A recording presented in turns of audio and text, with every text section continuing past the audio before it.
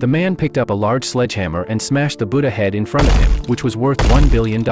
Witnessing this, the antique appraisal experts on site were stunned and immediately ordered security to arrest him. But just at that moment, a magical scene unfolded. As the originally dull outer layer of the Buddha head gradually peeled off, it revealed the translucent jade Buddha head inside. It is said that those who lay eyes on the Buddha head will receive its blessings. Leave a comment with peace, and the jade Buddha head will bring you continuous good fortune. Everyone present was extremely shocked when they saw this jade Buddha head. Crafted from jade, this Buddha head was not only an antique with a history of 1,300 years but also a treasure guarded by the man's family for generations. A century ago, the man's ancestor had sold the Buddha head to an enemy to save his own life. Since then, the family had been labeled as traitors. Now, the enemy's descendant wished to return the treasure, but on one condition: only a descendant of the original seller could receive it. So, the man was brought to the handover ceremony while still half asleep. He looked up and immediately spotted that Buddha head, but he felt it seemed like a fake. Just as he was about to examine it closely, an antique expert pushed him away, declaring that a traitor's descendant had no right to touch such a priceless artifact and that he would receive it on the man's behalf. Unwilling to concede, the man immediately proposed a competition to test their appraisal skills, stating that only the winner would be qualified to take possession of the Buddha head, and the antique expert agreed. The contest began shortly after. Within a limited time, they had to appraise as many antiques as possible with accuracy. The antique expert was highly professional, but while he was still carefully examining the items, the man had already finished appraising all of them. Having won the appraisal competition, he gained the opportunity to examine the Buddha head up close, but after carefully examining it, he noticed that the direction of the patterns on the top of the Buddha head was incorrect. It had to be a fake. He thought to himself, if the Buddha head that his ancestor had given to the enemy back in the day was a fake, then the real one must be hidden somewhere unknown. Finding the genuine artifact would clear his family's name of the traitor label. At that moment, he remembered the bronze mirror his father had left behind and suddenly realized where the real Buddha head was hidden. So, he picked up the sledgehammer, shattered the outer shell of the fake Buddha head, and revealed the true jade Buddha head to everyone, successfully clearing his family's name.